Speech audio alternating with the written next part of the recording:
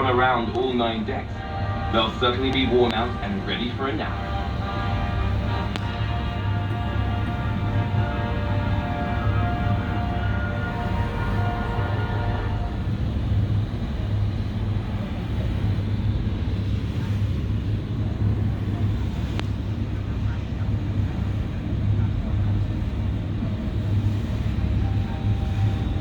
Tell the truth.